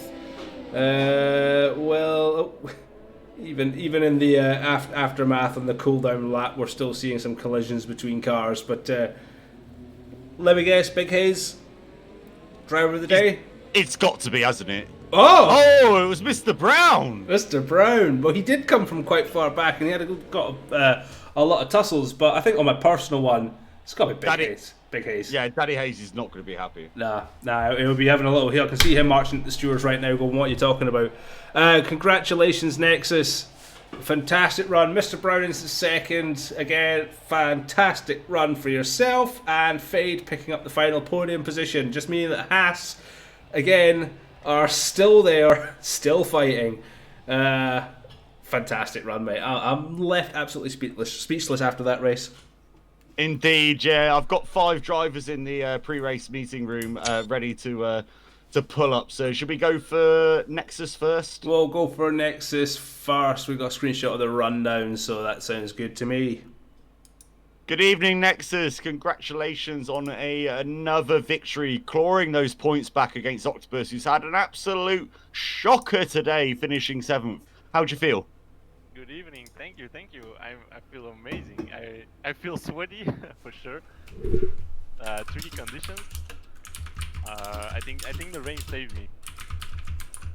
Yeah, the changing conditions. I've just noticed actually, Paddy, if you're having a look now at the timing boards here, King of Kart, Little Hayes, with his 5 million penalty points, set the fastest lap with a 1:11. Oh, 1:11. Not bad. Sorry, 11th. Yes, not bad at all. I'll try and multitask here. It's not easy for me. Yeah, no problem. So, yeah, Nexus. I mean, how did the race pan out for you? Did you get in any trouble or anything? In the dries, I was struggling a lot. I saw that the stick was pulling away, but then I saw that Octor and Stick had a small moment. He rear-ended Stick a little bit, so Octor had to pit, I think. He did, yeah. He had an absolute terrible run this evening. Yeah. And then, I was losing time in the dry. I went for the hards, and then I heard that the game was telling me that it was going to rain. So I was hoping that I could stretch my hardest until the rain, and I succeeded, I think. And then I put the inters on the right time. I learned from China. In China, it was too early to go on the inters. And yeah, I think that was my my lucky shot for the rain. I'm very happy. I mean, that's a fantastic result. Octopus has had a pretty rough result this evening, so championship is very much back in play. We'll have to calculate the points up and who got the fastest lap. It was King of Kart got the fastest lap for 1:11 and finished in 11th place, so no points there for the fastest lap. But yeah, well, I think Octopus finished 7th, and Nexus winning. I think that really does close the gap up on the championship, which is just what we want. We want to see things getting really spicy in this league. Again, Stig didn't have the race he was wanting today, despite his great qualifying session. And we have Austria next week. What's your feelings on that one, Nexus? One of my favorite tracks, and certainly second most favorite, I think. Yeah. What's your favourite? Spa-Francorchamps. Ooh. Belgium, so yeah, has to be Francorchamps. Gotta love a bit of Spa. Gotta love a bit of Spa. I like sitting there in a robe. But yeah, fantastic effort from you this evening, Nexus. As soon as it started to get wet, you just disappeared. You were doing your own thing, your own race.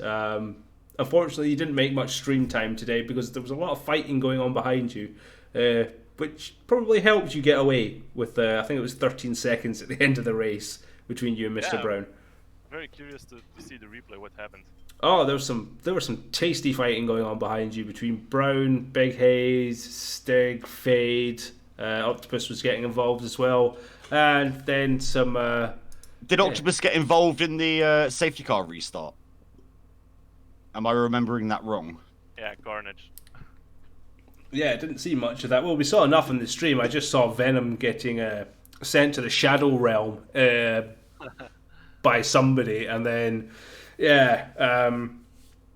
I mean, it's one of those ones, very much a Mugello 2020 here, where the lead driver has every right to hold the pack up until the start-finish line. Do you feel just some people at the rear of the pack didn't notice, came out the final chicane, and then just put their foot down, not realising the pack's not gone yet?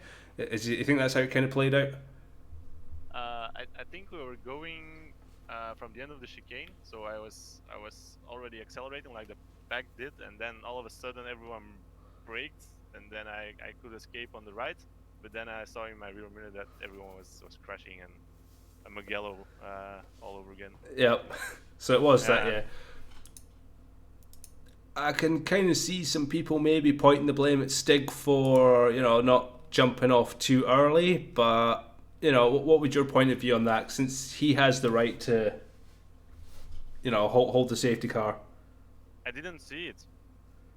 I only saw everyone braking in front of me, because at that point I was not top 5, I think. So I really want to see on the replay what happened. Yeah, I mean, we did catch it pretty well on the stream, so it will be definitely something for you to watch up on. Yeah. It was chaos. Basically, Stig was holding it up until the start-finish line, the green flag. He's very much allowed to. From what I could see, those behind coming around the chicane thought everybody else was kind of getting away, but they weren't. And, Mugello 2020. We'll just leave it at that. But again, a fantastic result for yourself this evening. Congratulations. Well driven again in particularly horrible changing conditions. And championship very much alight. Yeah, thank you. Awesome. And we look forward to seeing you next week in Austria. Yeah, you too, guys. Thank you very much. So we have a few other drivers this evening that we will be taking a chat with. Mr. Brown, I believe, next. Or have we got Welshie next? Hello, Welshie. Oh, God. I was just sat in here, to be honest. I mean, you can talk to me if you like. We've also got Mr. Brown with us, who finished second this evening. Get a Brown. Get a Brown. Hello. Hello, Mr. Brown. Fantastic result there. D2 driver normally. Dominating in D1. How was it out there for you today? Yeah, I mean, it was kind of, it was kind of carnage. Started on P13 and then this Mugello-like start. Got front wing damage as well. And I really don't know how I get into this position, but I just drove. Just fully send it, yeah. Well, yeah, it was a very Mugello-esque restart. So, Stig had every right, in my eyes, to hold the pack back like that up until the start-finish line. I think it was a case of everyone behind thought, ooh, let's go. Yeah. And nobody else was actually going. So, you think a bit more driver awareness could have prevented that situation? I mean, if you're speeding up one time, then you don't have to brake. I mean, if you go once, then you have to go. Yeah. I mean, like I said, we saw it in Mugello, what could happen in real life. We saw today what could happen in the game. So, yeah.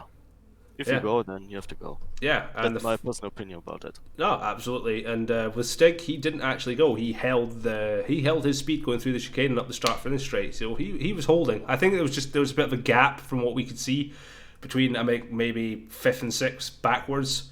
So everyone behind was putting their foot down to try and catch up, thinking they were all trying to get ahead. And we saw the mess that happened to ensue. Venom, unfortunately, being a bit of a victim in all of that. Yeah, he crashed into my back because I already knew something's gonna happen about that. Left half a second space to Archie, but in the end it just happened. And I got caught up behind Alfa Romeo. Venom got behind me and kind of unlucky. Yeah, a bit of a bummer on that one, innit? But still, you look like you were very comfortable in the wet conditions there. Very comfortable indeed.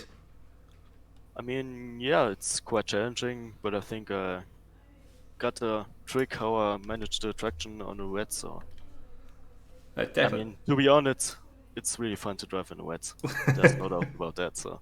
Yeah, you definitely seem to have the pace there on those wet tyres and actually clawed back a lot of time. Yeah, I mean, I don't even know how I managed to get 6 seconds ahead of Fate. I mean, I really don't know. I just know 5 laps earlier I was right behind him, had to fight for the position. Had to looking forward to get Hayes and hope he gets a penalty, which he in the end got. And yeah, was kind of lucky at the end, so. Yeah, Fade, the only person to finish the race without any corner cutting penalties. We're going to speak to him shortly, I believe. Yep. Yeah, a good run. Congratulations. I know you're only standing in for Edic this evening, but I think you're making the team principals really realise that you've got a bit of talent there, dude.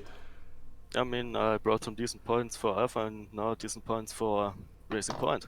Maybe next week if I'm racing, I'm going to get the win for the next team. There you go. You are very much our very own Nico Hulkenberg, you know that. Took the words right out of my mouth, Paddy. Well, congratulations again, dude. Thank you very much for joining us. And we'll jump on to the next driver. I believe it is Fade who is up next. Good evening, Fade. Hi. That was a very quiet race from you, but a very good result. Yeah. Was decent. Yeah, you just put yourself to yourself. I think we should award you more points for being the only driver who did not pick up a penalty tonight. Yeah, it was very important for me. I drove a bit slower, but my goal was not to get any penalties. I got 2 warnings and it was before the rain. A bit unlucky. So I drove a bit careful in the wet, and I did not want to spin. I just want the points because I got a DNF last race. Yeah. It was very important for me to get some good points. Not only that, not just for yourself, but your team needed it as well. Octopus didn't have the best race so far. He looked like he was really struggling kind of mid-race. He obviously had an accident at the start of the race. He had to pit very early, and then the rain seemed to put him off. Yeah, he had a few accidents. I think he had contact with 3 guys and got wing gaps every time. So he was through a lot. But I think I drove great in the dry, but I'm not straight in the wet. So I could not overtake Kais. I was faster than him, I will say. But I did not have the pace to overtake him in the wet without DRS. Yeah. It was tight. I've got to admit, the racing was so much better without DRS, especially down that back straight. And it was more tactical, especially seeing like 4 of you guys going wide at one point. It's like 4 wide, like, this is going to end in disaster. But no, every single person got past without a problem. So kudos to the driving style. Kudos to yourself, obviously. 3rd place, podium position, it's just what you want. Not getting a penalty. Given the points that Haas needs to continue to just dominate this championship. Yeah, I hope in the next race we both can maybe get a podium place. Now we have Brown and we have Sting, what he's called, in the league as well, who can be at the top with Nexus, Mia and Octopus. So it's going to be more intense, but none of them is on the same team.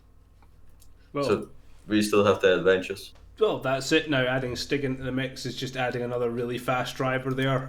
We've seen Mr. Brown's pretty quick, Harris is pretty quick, and they're D2 drivers. So, promotions could come and go depending on team principles. I think D1 can get very spicy for some very tight races in the future. Yeah, I don't know if Goblin drove today. I don't know who was the second McLaren driver today, or if it was Brandy. Season 2 of Division 1 is going to be absolutely unbelievable. Oh, yeah. We've got some very fast drivers that have joined later than D1 started, and they're spread across the 3 divisions currently.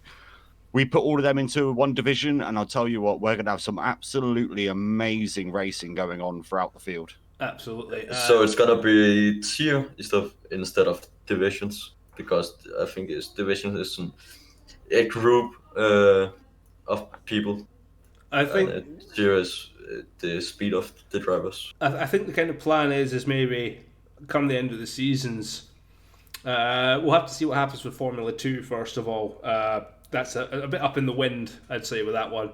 But for Division 2 and Division 1, I think what we're looking at maybe is, the bottom 6 drivers in Division 1 will go into Division 2. The top 6 drivers in Division 2 will go up into Division 1. So it's going to kind of mix up, get some more faster drivers, because Division 2 has got some seriously fast drivers as well. Atom is pretty quick, as I said. Brown, he's driving well as well. Yeah, the Stig is also now a D1 driver, but he was D2, I believe. But hasn't raced in D2. You know what? Yeah. I'm very happy he's not a D2 driver. I'm slow enough. I don't need no faster people in that division. Go away. Yeah, look at Mr. Brown as well. He's also a D2 driver, and he's slotted into D1 as a reserve role currently. But he's keeping you guys at the front honest and making sure you're pushing to the limit for the entirety of the race. Yeah. But the only thing Stig is a very nice guy. I spoke with him in the pre-race meeting channel, but he still needs to learn and drive a bit more careful. That when he hit the wall, he brake checked me, and he apologized, so that's fine, nothing there. But he still needs to let people by if he causes damage or don't push people off the track and such stuff. That's it. I think it's just a big learning curve. A lot of guys have not done proper league racing before, but I think the racing is getting better. There was a lot of accidents today, definitely. But it's a small circuit. You cannot avoid it. So yeah, exactly. And a lot of the guys recently retired themselves as well. That was basically it. We'll let you away to enjoy your evening. Congratulations on another fantastic result for Haas and yourself. And we have a good day. Yeah, thank you very much. And we look forward to seeing you in Austria next week. Yeah, see you. See you later, Fade. So let's get the man of the moment in here. Which one are you thinking? We're going to go for Big Hayes. Good evening, Mr. Big Hayes. Oh, how are you guys? All right, I'll just have to turn you up. You're awfully quiet tonight. There we go. Perfect.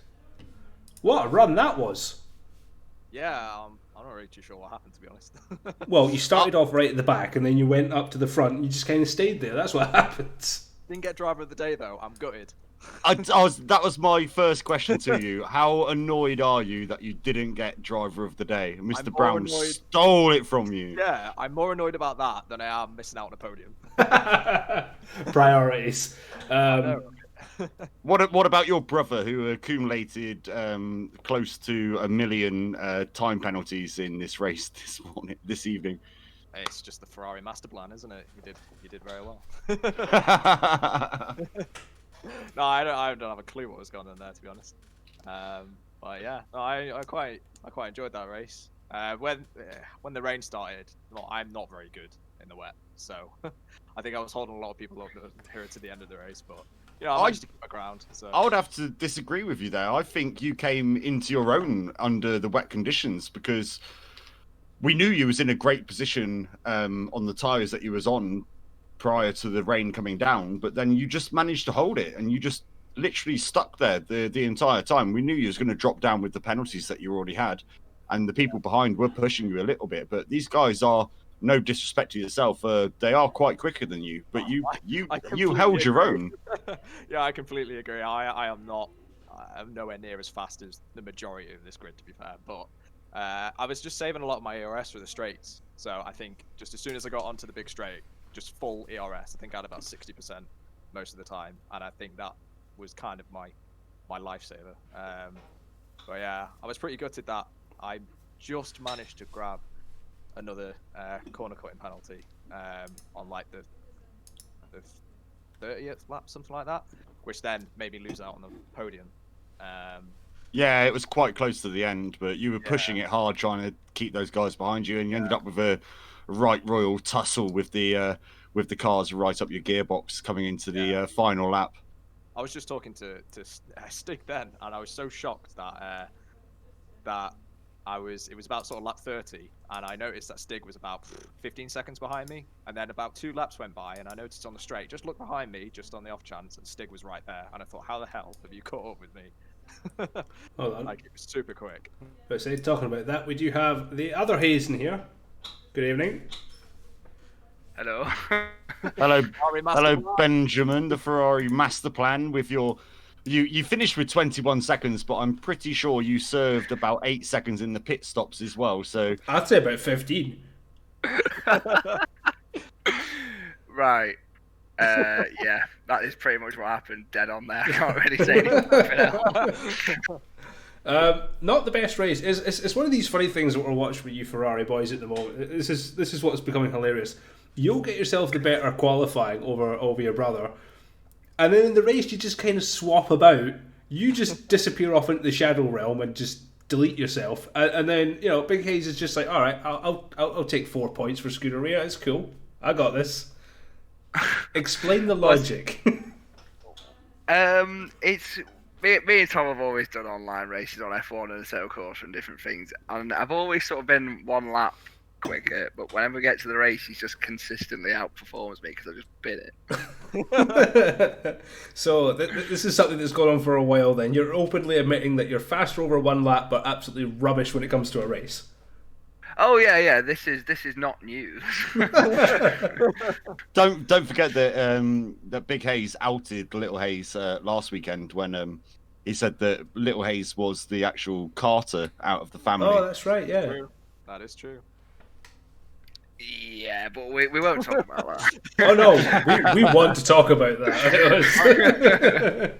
I wonder if Daddy Hayes has got some input here in the chat at all. I'm sure he'll have something to say in a second. It was sort of frustrating though, because I got caught up in a few instances with Blaine sort of spinning. I had nowhere to go, and there was all other different things happening, which I'm not saying is an excuse. I was involved, but I did have the pace to be up there today. Well, yeah, that proved it in qualifying, where you set an absolutely worldly time for yourself and stuck yourself in, what was it, 5th place for the start of the race? Yeah, we were up into contention at the start of the race, and there was a bit of a fisticuffs on the lap 1, and I got the fastest lap as well, so it was looking promising, and then it just fell apart. Yeah, down there in 11th place though, so sadly you don't get a point for that, my friend. Yep. I know. Unfortunate, but at least there's one of you is getting some points for the Ferrari team consistently. So congratulations, Big Hayes, for a fantastic result. I'm gonna need back surgery after carrying this team for so long. I don't think that's part of the master plan. But so as a little segue, boys and girls, do you know who Murray Walker is? Or we do indeed, yeah. You do, yeah. Of course. Dad has brought us up on F1 basically. So I remember sort of when I was about sort of 5 or 6, which I can still remember. It was kind of the era when Murray Walker was sort of coming to the end of his commentating career, and I definitely remember watching quite a few races with him commentating.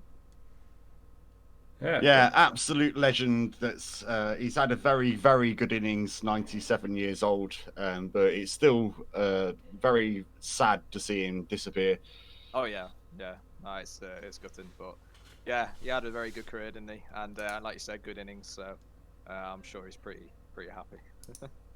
Yep. So on that though, then boys, we're gonna let you go, and we're gonna finish off the stream with a little bit of a chat about the legends that is hopefully Sir Murray Walker very soon. because there I should be think a he petition. deserves the title. There should be a petition up for that, I believe. Yeah. There you go, Paddy. You can start that. I think I will. We'll sign it. Good So lads. again, thank you boys for joining us. Great to see you. Great to see some points on the Ferrari board. And look forward to seeing you again next week. Tune in next week to see the master plan fall into place. And it's Austria as well, so ho ho. There we go. Yeah, we're gonna collect each other at turn 2. Oh That's no, the here plan. we go. That is the plan. All right, cheers, lads. Thanks. Thank you, boys. Cheerio. Okay, so I think we should do some final last words. Silly, what do you think? I 100% agree. Yes.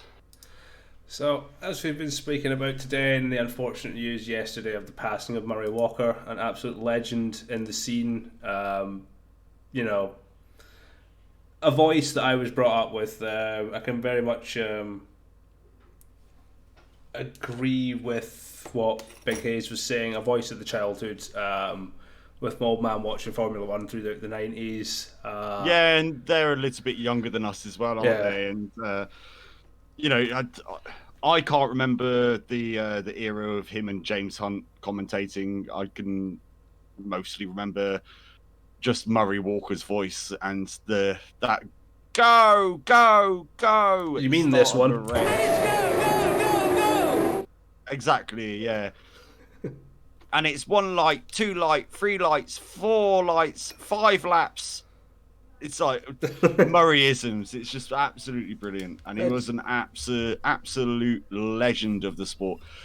I mean, you could probably put Brundle up there with him in the current instance. Like nobody hates them, and it's very difficult in a sport as high quality as this, where you don't annoy somebody.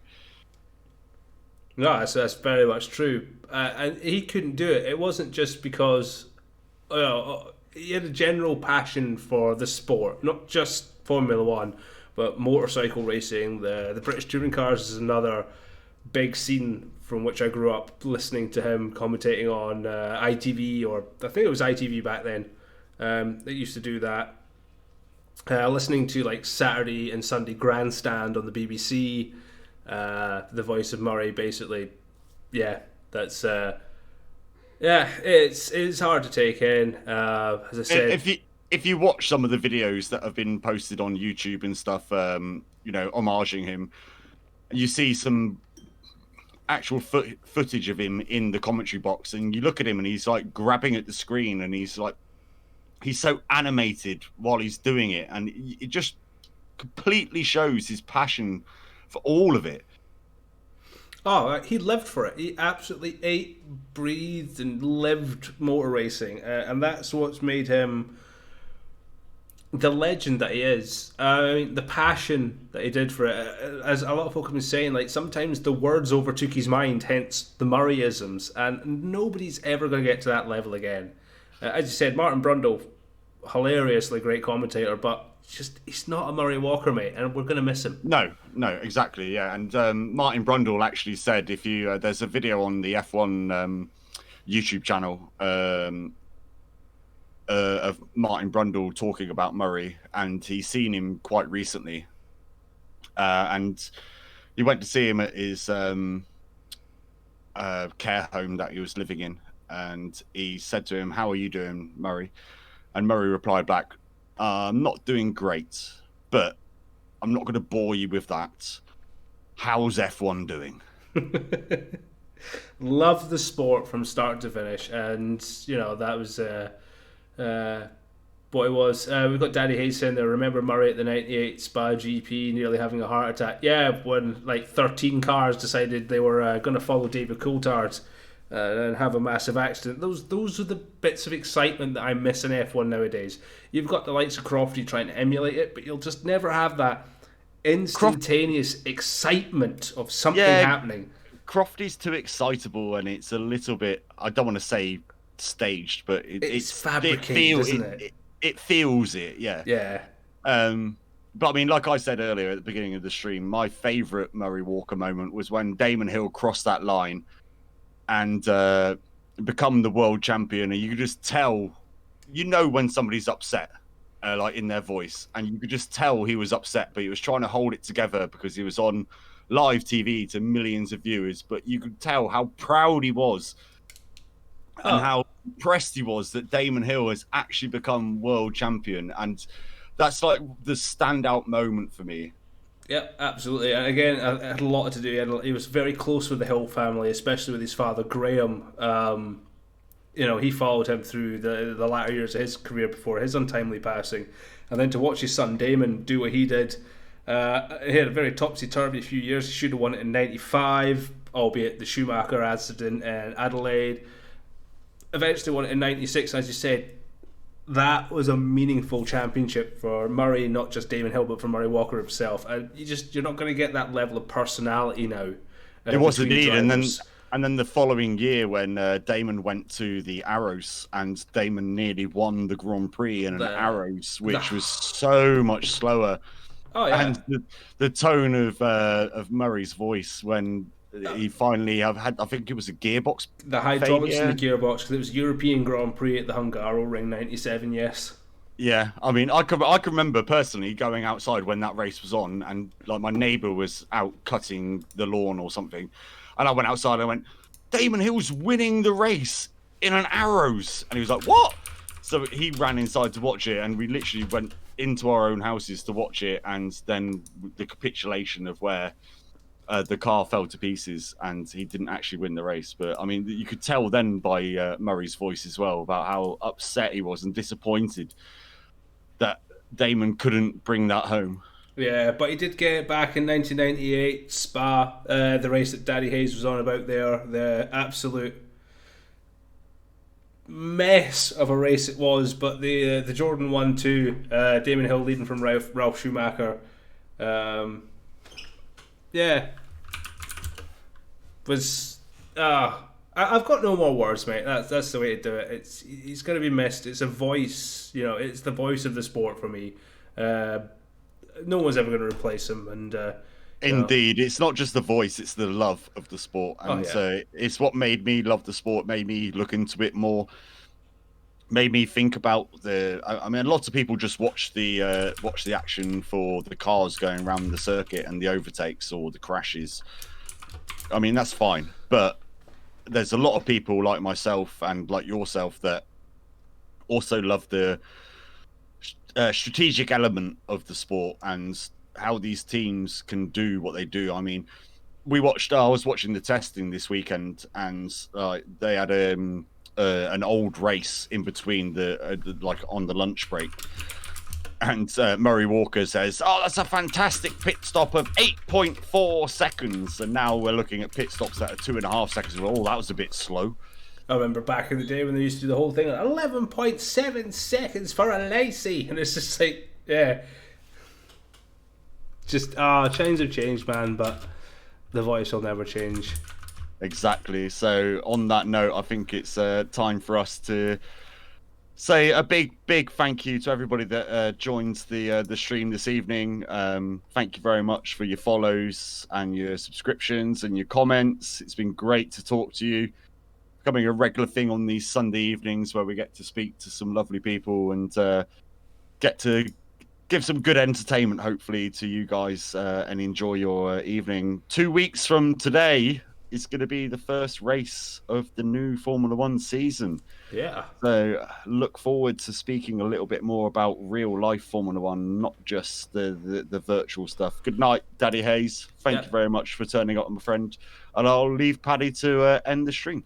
Thank you very much. Yes, again, a rather moving start and end to this stream. Fantastic action in the middle from our drivers. But yeah, thank you everyone who's joined us, who's followed us, who's done the subscription, who's dropped some bits in, who's jumped into chat and kept the stream very much alive. Hats off to a lot of yous. We really appreciate every bit of input that you guys give us.